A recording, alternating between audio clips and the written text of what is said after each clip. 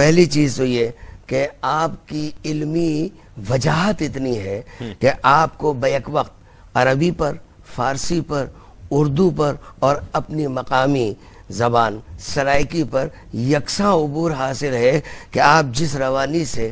جس اطمینان سے عربی میں گفتگو کر سکتے ہیں، فارسی میں بھی اسی انداز میں آپ بات کر سکتے ہیں اور اپنے محسوسات کو، اپنے خیالات کو اسی انداز میں آپ اردو کے قالب میں بھی ڈھالنے پر قدرت و طاقت رکھتے ہیں، جبکہ آپ نے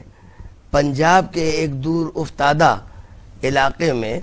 آنکھ کھولی ہے اور کبھی نہ لکھنؤ کا دورہ فرمایا ہے، نہ دہلی کی طرف آپ نے کوئی سفر فرمایا ہے، لیکن اردو زبان پر اتنی قدرت حاصل ہے جو آپ کے کلام سے واضح ہوتی ہے کہ ہم صاحب زبان اس میں کہیں کوئی سقم تلاش نہیں کر سکتے کہ یہ اس لفظ کی جگہ یہ لفظ اگر استعمال کر لیا گیا ہوتا تو زیادہ خوبصورتی آ جاتی۔ ہر لفظ جو انتخاب کیا ہے وہ فصاحت اور بلاغت، فصاحت و بلاغت اور ابلاغ کی پوری ضرورتوں کو متعین کر کے کیا ہے کہ کہیں ذرا سی بھی کمی پیشی اس میں نہ ہونے پائے۔ آپ نے شاعری کو دیکھیے، شاعر یہ ایک عام سی بات ہے جو ہر شاعر ہر شخص جانتا ہے کہ بذات خود کوئی آدمی شعر کہنے پر قدرت حاصل نہیں کر سکتا، وہ بائی برتھ شاعر ہوتا ہے، لیکن شاعری کی نہج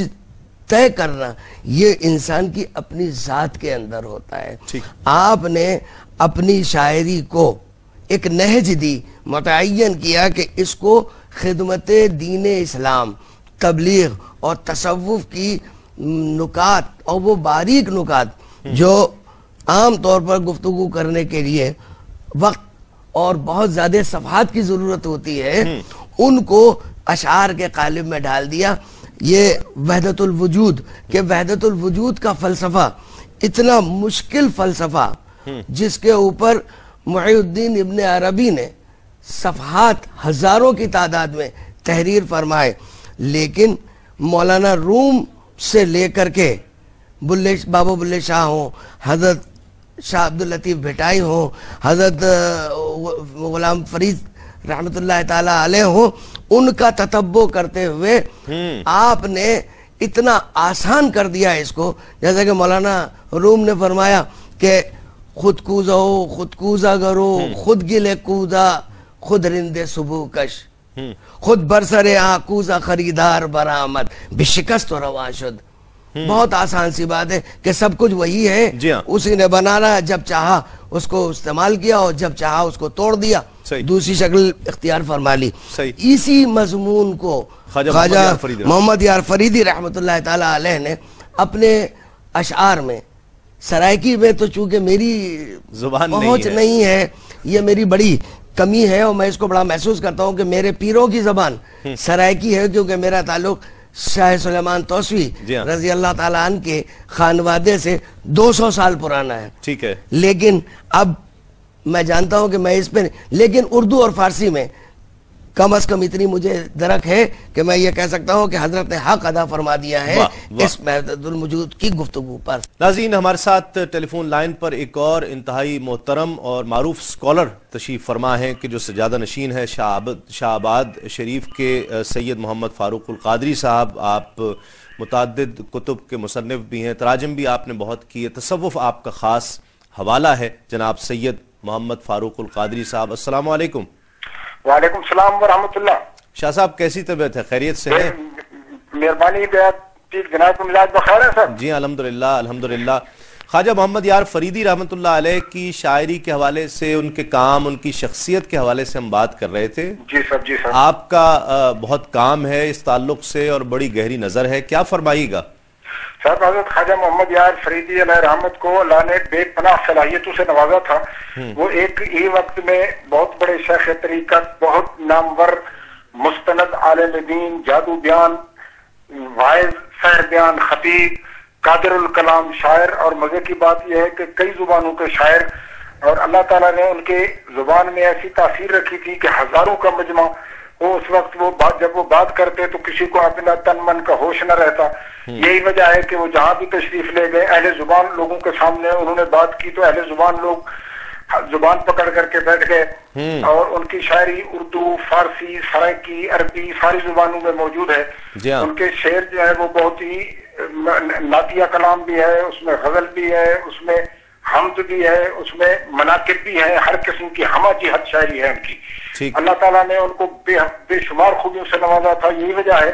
کہ ان کا حلقہ اثر کسی ایک علاقے تک محدود نہیں، متحدہ ہندوستان کے کونے کونے میں ان کے معتقدین، ان کے محبین کی ایک بہت بڑی تعداد آباد ہے۔ اور اللہ تعالیٰ کا خصوصی فضل ان پر، ان کا کلام بڑی محبت سے ہر علاقے میں پڑھا جاتا ہے، خاص طور پر اس علاقے میں جہاں ان کا مزار مبارک ہے، وہ بڑے بڑے ذوق شوق سے پڑھا جاتا ہے، سنا جاتا ہے، لوگوں کو ازبر بہت کلام ان کا یاد ہے۔ تو شاہ صاحب ایک چیز جو خاص تصوف آپ کا بھی موضوع رہا، اور خواجہ صاحب کے ہاں جو ہم دیکھتے ہیں تصوف، ہمیں اس کی جو تشریحات نظر آتی ہیں، اور تصوف ہی خواجہ صاحب کا موضوع رہا،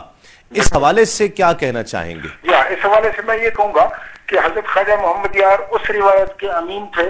جو حضرت ابن عربی سے شروع ہوئی، ابن الفارض سے شروع ہوئی، پھر جس میں ہمارے صوفیاء کرام کا سارا سلسلہ وابستہ ہے، وحدت الوجود کا سلسلہ جو ہے،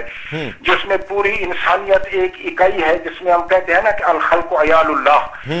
اس میں ساری مخلوق جو ہے وہ ایک کنبے کی مثال ہے۔ حضرت خواجہ محمد یار فریدی اسی الستی باسری کے نئے نواز تھے، جس میں ساری مخلوق، جہاں کوئی ماں و شما کی تمیز نہیں ہے، انہوں نے ساری زندگی اسی نظریے کی پرچار کی، اور وہ اس معاملے میں ان کی نظیر بہت ہی کم، خاص طور پر متحدہ ہندوستان میں ہم دیکھتے ہیں تو بہت تھوڑے لوگ ہیں، یہ اسی سلسلے کی مبارک کڑی تھے ایک۔ اور میں یہ عرض کرتا ہوں کہ تصوف ان کا اوڑھنا بچھونا تھا، وہ تصوف کے ایک مایہ ناز فرزند تھے۔ انہوں نے تصوف کو جس طرح ممبر پر بیان کیا، جس طرح اپنے شاعرانہ کلام میں انہوں نے بیان کیا، اس سے وہ اسی سلسلے کی ایک کڑی محسوس ہوتی ہے، اور اسی سلسلے کے ایک مبارک فرد ہیں وہ۔ بہت شکریہ، بہت شکریہ۔ سید محمد فاروق القادری صاحب ہمارے ساتھ ٹیلی فون لائن پر تھے، اور خواجہ محمد یار فریدی رحمۃ اللہ علیہ کی شاعری کے حوالے سے گفتگو فرما رہے تھے۔ حسینوں میں ہے انجلائے محمد، حسینوں میں ہے انجلائے محمد، جبینوں میں چمکی ضیاء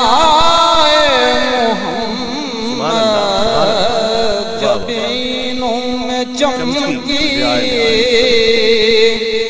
ضیاء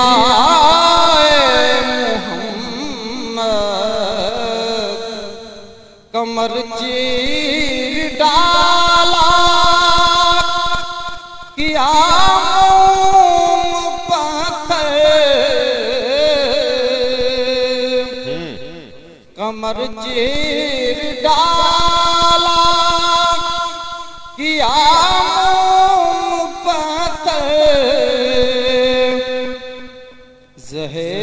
قوت سبحان اللہ، کیا بات، سبحان اللہ، سبحان اللہ، قوت دستوپائے محمد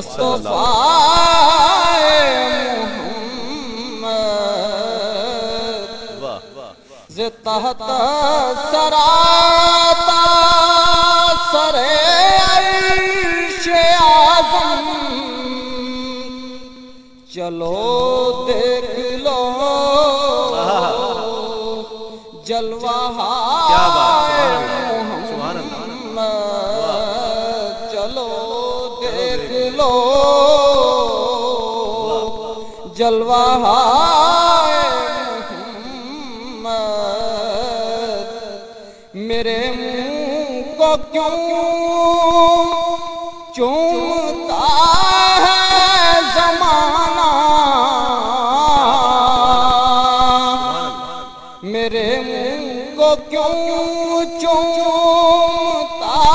ہے زمانہ، کہ میں بن گیا نہ نقش پائے محمد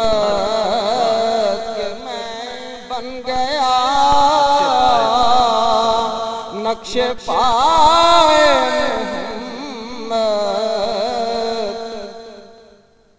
محمد کو بھولوں یہ ممکن نہیں ہے محمد کو بھولوں یہ ممکن نہیں ہے کہ ہے یاد مجھ کو وفائے محمد کہ ہے یاد مجھ کو وفائے محمد نے جس دم محمد کو دیکھا محمد نے جس دم محمد کو دیکھا تو ثابت ہوا مدعائے محمد تو ثابت ہوا مدعائے محمد حسینوں میں ہے انجلائے محمد جبینوں میں چمکی ضیائے محمد حسینوں میں ہے انجلائے